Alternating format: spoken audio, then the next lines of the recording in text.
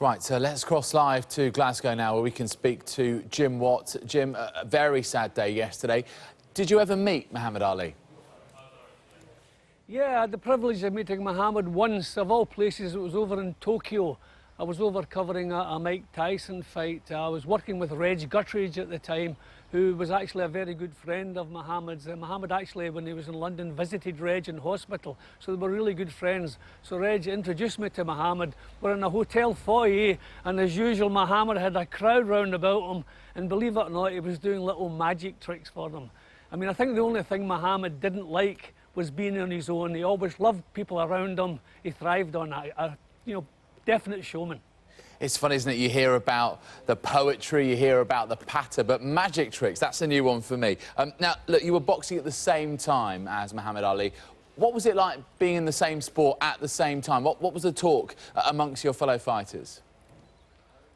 Well, he was the main man. I mean, obviously he was coming towards the end of his career, but he was an inspiration to everyone because he kept doing things he wasn't supposed to do. He kept achieving things he had no chance of achieving. The man was wonderful.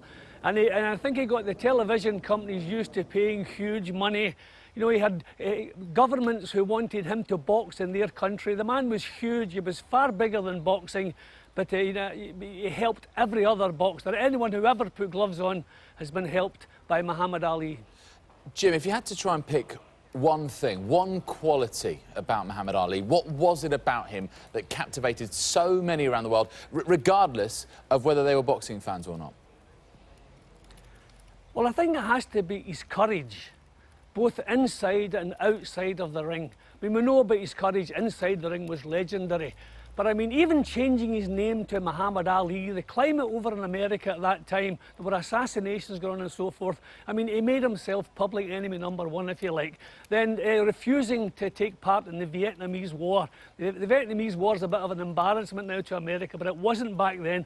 But nobody wanted to go to Vietnam, but nobody had the courage not to go. But Muhammad did. It was just his courage, and then when he was stricken down by his illness, he accepted it, he didn't complain about it, he said it's God's will, and he got on with it, and the work he has done for the various foundations since then, and because of that, the man is supreme. So if you ask me one thing, it's his courage, inside and outside of the ring. Legacy is often an overused word, isn't it, when it comes to the great sportsmen and women of our time. But for you, Jim, what legacy does Muhammad Ali leave?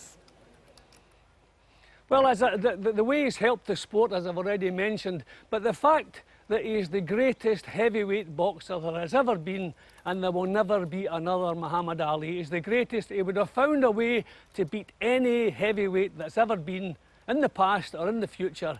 He called himself the greatest. You won't hear me arguing about that. And me neither.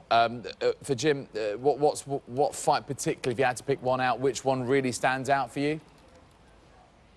Well, it has to be the Foreman fight because no one wanted him to take the fight. We worried about his health. We weren't worrying about who was going to win, who was going to lose. We took it for granted that Foreman was going to knock him out because Muhammad was towards the end of his career. Foreman was knocking everybody out in 2 and 3 rounds. You know, he was a giant. He was frightening. And Muhammad, as usual, found a way to take away what Foreman had and impose what he had. So if you ask me, his greatest achievement has to be the Foreman fight. Sonny Liston wasn't bad either, but definitely the Foreman fight. That's the great thing, isn't it, that you've got a discussion point on all of those. Listen, great to speak to you, Jim. Some wonderful memories there. Thank you so much. Thank you.